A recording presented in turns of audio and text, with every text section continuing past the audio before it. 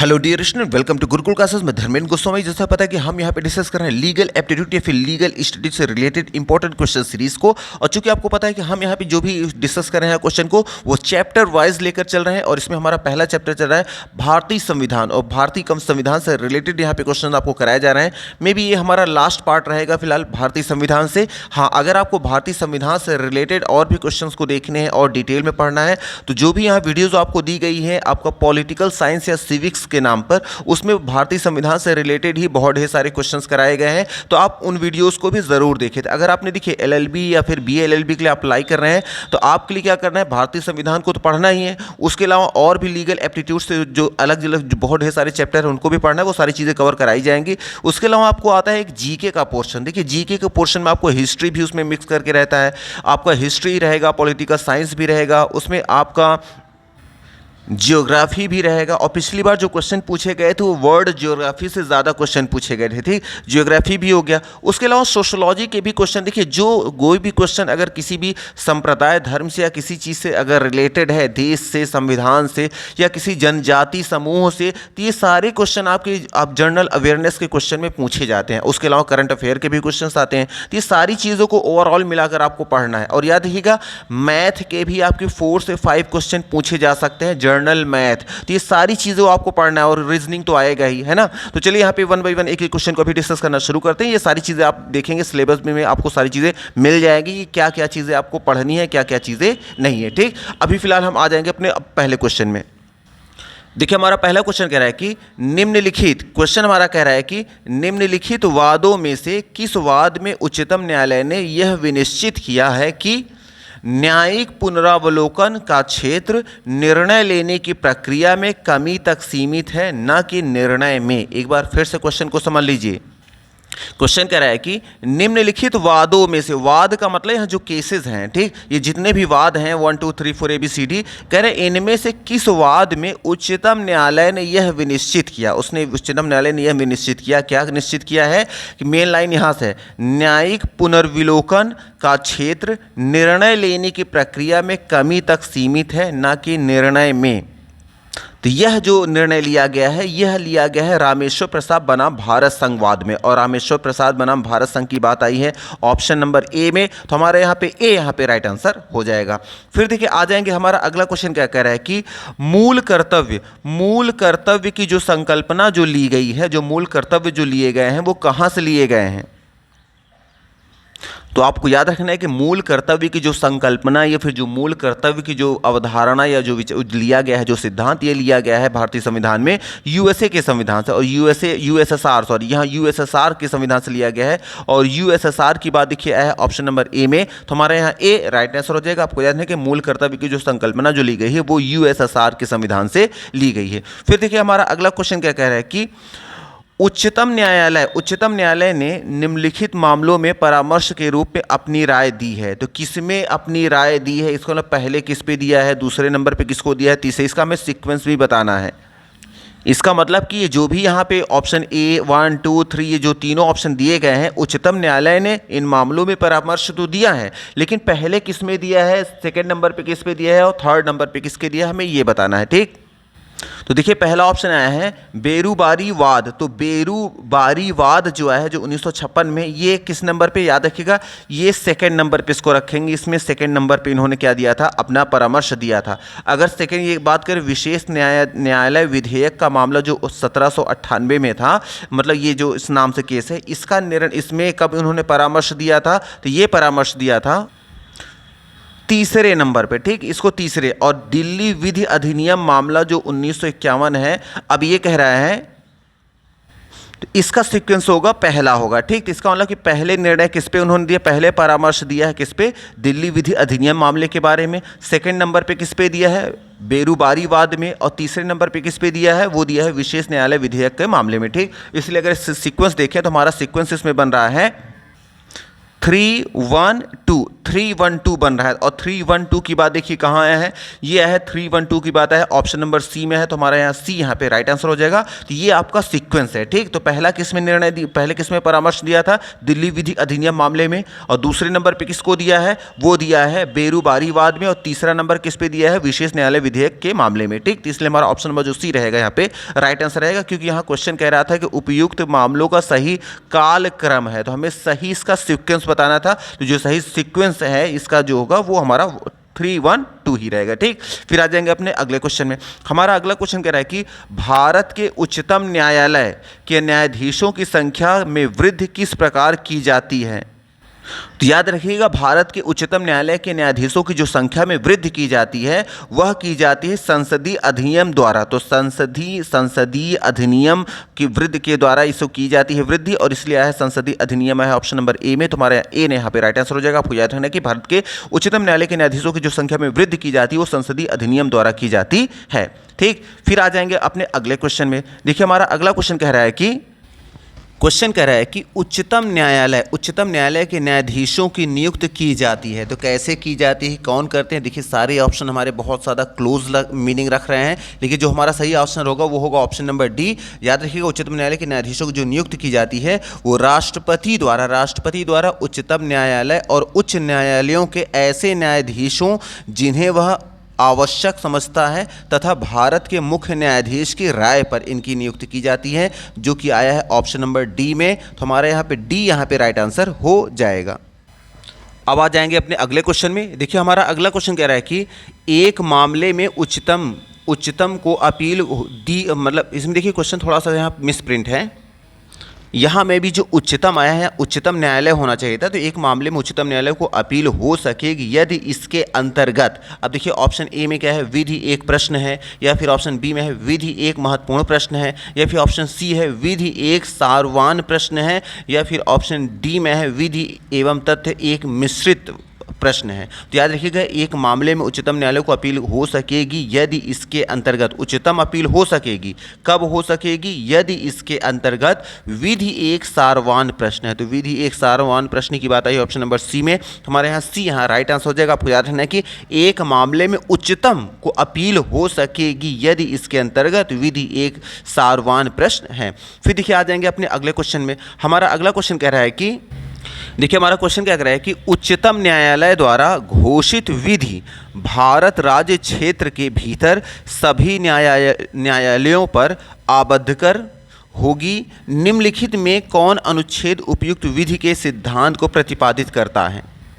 एक बार फिर क्वेश्चन को समझ लेंगे। क्वेश्चन कह रहा है कि उच्चतम न्यायालय द्वारा घोषित विधि भारत राज्य क्षेत्र के भीतर सभी न्यायालयों पर बद्धकर होगी। कह रहा है कि निम्नलिखित में से कौन से अनुच्छेद उपयुक्त विधि के सिद्धांत को प्रतिपादित करता है। तो याद रखिएगा वह अनुच्छेद है अनुच्छेद 141, और अनुच्छेद देखिए 141 आया है ऑप्शन नंबर सी में। तो हमारे यहाँ सी यहाँ पे राइट आंसर हो जाएगा। फिर आ जाएंगे देखिए अपने अगले क्वेश्चन में। हमारा अगला क्वेश्चन कह रहा है कि निम्नलिखित में से किस मामले में राष्ट्रपति के द्वारा एक उच्च न्यायालय के न्यायाधीश को सुनवाई का अवसर दिया जाएगा। फिर से क्वेश्चन को समझ लीजिए। क्वेश्चन कह रहा है कि निम्नलिखित में से किस मामले में राष्ट्रपति के द्वारा उच्च न्यायालय के न्यायाधीश को सुनवाई का अवसर दिया जाएगा। देखिए ऑप्शन यहाँ थोड़ा समझना पड़ेगा हमें। देखिए पहला ऑप्शन कह रहा है जब वह एक अतिरिक्त न्यायाधीश को पुनः नियुक्ति न देने का निर्णय करता है, या फिर ऑप्शन बी में दिया है जब वह एक न्यायाधीश को एक दूसरे उच्च न्यायालय में स्थानांतरित करता है, या फिर ऑप्शन सी में है जब वह एक न्यायाधीश के आयु संबंधी विवाद पर निर्णय लेता है, या फिर ऑप्शन डी में है उपयुक्त सभी। तो याद रखिएगा, जिस मामले में राष्ट्रपति के द्वारा एक उच्च न्यायालय के न्यायाधीश को सुनवाई का अवसर दिया जाएगा वह ऑप्शन है हमारा option number C. Option number C, जी हाँ, जो ऑप्शन नंबर सी हमारा आया है यहाँ पे, ये कह रहा है कि जब वह एक न्यायाधीश के आयु संबंधी विचार पर निर्णय लेता है तब, ठीक। इसलिए हमारा यहाँ ऑप्शन नंबर क्या हो जाएगा, सी यहाँ पे राइट आंसर रहेगा। आपको याद रहना है कि जब वह एक न्यायाधीश के आयु संबंधी विवाद पर निर्णय लेगा तब जो है याद रखिएगा राष्ट्रपति के द्वारा उच्च न्यायालय के न्यायाधीश को सुनवाई का अवसर दिया जाएगा, ठीक। फिर आ जाएंगे देखिए हमारा अगला क्वेश्चन क्या कह रहा है कि सर्वोच्च न्यायालय में तदर्थ न्यायाधीश के रूप में भारत का मुख्य न्यायाधीश निम्न में से किसे नियुक्त कर सकता है। तो याद रखिएगा, सर्वोच्च न्यायालय में तदर्थ न्यायाधीश के रूप में भारत का जो मुख्य न्यायाधीश है जिसे नियुक्त कर सकता है वह है ऑप्शन नंबर सी, उन व्यक्तियों में से जो सर्वोच्च न्यायालय का न्यायाधीश नियुक्त होने की योग्यता रखते हों। ठीक, ये हमारा ऑप्शन नंबर क्या हो जाएगा, सी यहाँ पे राइट आंसर हो जाएगा। आपको याद रखना है कि सर्वोच्च न्यायालय में तदर्थ न्यायाधीश के रूप में भारत का मुख्य न्यायाधीश निम्न में से किसे नियुक्त कर सकता है, उन व्यक्तियों को नियुक्त कर सकता है जो सर्वोच्च न्यायालय का न्यायाधीश नियुक्त होने की योग्यता रखते हो। ठीक, फिर आ जाएंगे, देखिए हमारा अगला क्वेश्चन क्या कह रहा है कि न्यायमूर्ति के एस पुत्ता स्वामी, जिसे शॉर्ट में हम कह रहे हैं सेनी बनाम भारत संघ 2017 निर्णित किया गया। तो क्या निर्णित किया गया या फिर किसके द्वारा निर्णित किया गया? तो याद रखिएगा, न्यायमूर्ति के एस पुत्ता स्वामी बनाम भारत संघ 2017 का जो निर्णित किया गया था, ये किया गया है 9 न्यायमूर्तियों की पीठ द्वारा, और 9 न्यायमूर्तियों की पीठ की बात आई है ऑप्शन नंबर ए में। तो हमारा यहाँ पे राइट आंसर हो जाएगा। फिर देखिए हमारा अगला क्वेश्चन कह रहा है कि भारत के राष्ट्रपति सम्यक रूप से अहर्तिक व्यक्तियों को अपर न्यायमूर्ति नियुक्त कर सकते हैं। तो क्वेश्चन हमारा कह रहा है कि भारत के जो राष्ट्रपति हैं सम्यक रूप से अहर्तिक व्यक्तियों को अपर न्यायमूर्ति के रूप में नियुक्ति दे सकते हैं। तो कहाँ पे दे सकते हैं? देखिए ऑप्शन ए में है केवल उच्चतम न्यायालय में, या फिर ऑप्शन बी केवल उच्च न्यायालय में, या फिर ऑप्शन सी उच्चतम न्यायालय तथा उच्च न्यायालय दोनों में, या फिर ऑप्शन डी ना तो उच्चतम न्यायालय में ना ही उच्च न्यायालयों में। तो याद रखिएगा, भारत के जो राष्ट्रपति हैं वो सम्यक रूप से अहर्तित व्यक्ति को अपर न्यायमूर्ति की नियुक्ति कर सकते हैं के रूप में। कहाँ पे? केवल उच्च न्यायालय में, और केवल उच्च न्यायालय की बात आई है ऑप्शन नंबर बी में। तो हमारे यहाँ बी यहाँ पे राइट आंसर हो जाएगा।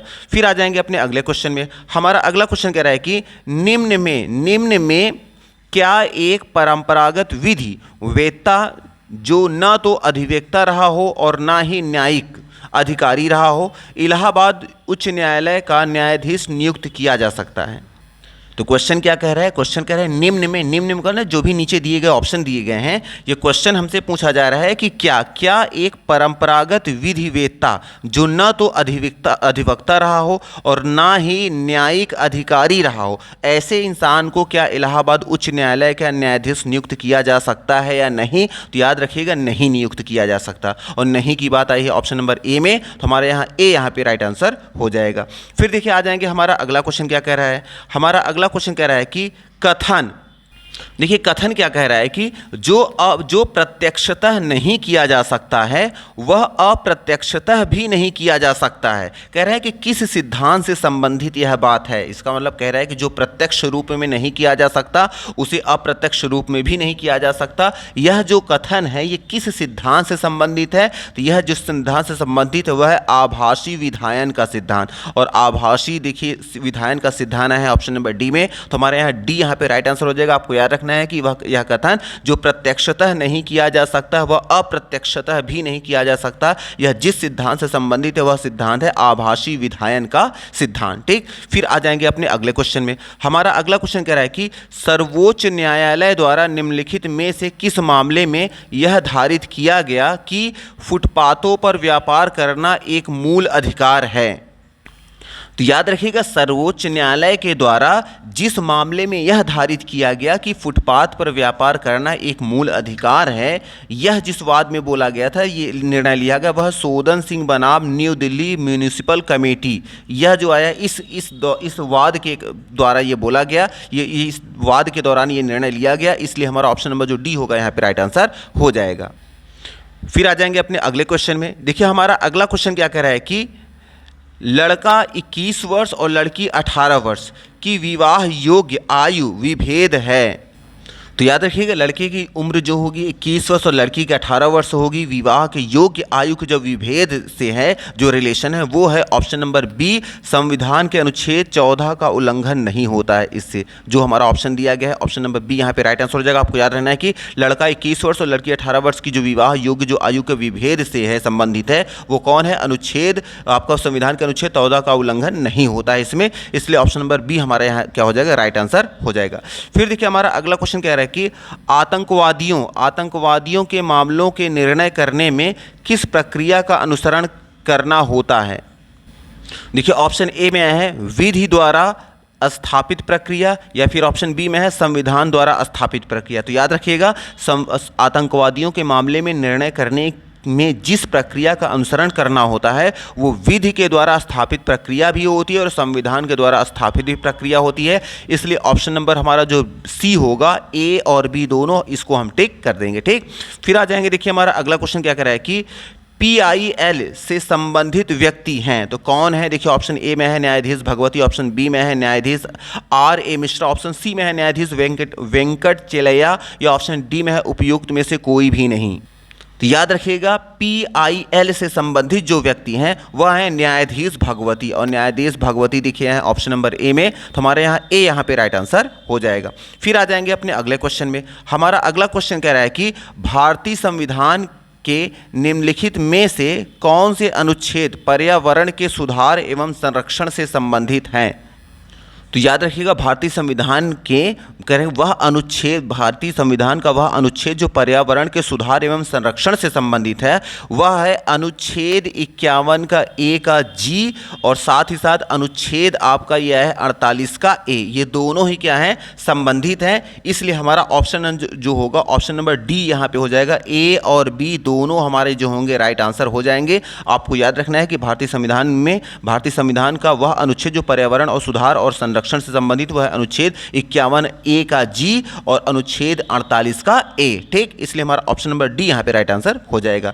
फिर आ जाएंगे अपने अगले क्वेश्चन में। हमारा अगला क्वेश्चन क्या कह रहा है कि राज्य के नीति निर्देशक तत्व के पीछे बाध्यकारी बल है तो क्या है। देखो ऑप्शन ए में है लोकमत का, ऑप्शन बी में है सरकार की नीति का, ऑप्शन सी में है संविधान का, ऑप्शन डी में है शासन का। तो याद रखिएगा राज्य के नीति निर्देशक तत्व के पीछे जो बाध्यकारी बल होता है वो होता है लोकमत, और लोकमत दिखा है ऑप्शन नंबर ए में, तो हमारा यहाँ ए यहाँ पे राइट आंसर हो जाएगा।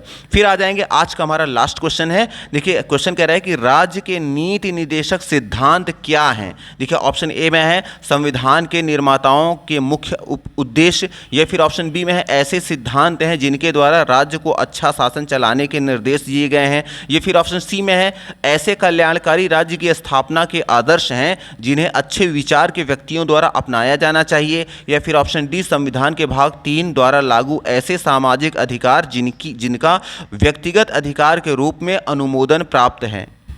तो याद रखिएगा इन चारों ऑप्शन की बात करें, जो राज्य के नीति निर्देशक तत्व का सिद्धांत है वह है ऑप्शन नंबर बी। ऐसे सिद्धांत, राज्य के नीति निर्देशक तत्व ऐसे सिद्धांत हैं जिसके द्वारा राज्य को अच्छा शासन चलाने के निर्देश दिए गए हैं। इसलिए हमारा ऑप्शन नंबर जो बी होगा ना, यहाँ बी हमारा यहाँ पे राइट आंसर हो जाएगा। तो मे बी यहाँ 1 बाई 1 सारे क्वेश्चन आपको समझ में आ गए होंगे। अगर सारी चीज़ समझ में आ रही है तो प्लीज़ एटलीस्ट आप वीडियो को लाइक कर दिया करें। बस इतना ही किया करें, बस हो गया है ना, बस आप इतना कर दें। तो चलिए आज कितने रखते हैं। Thank you very much for watching this video. Thank you.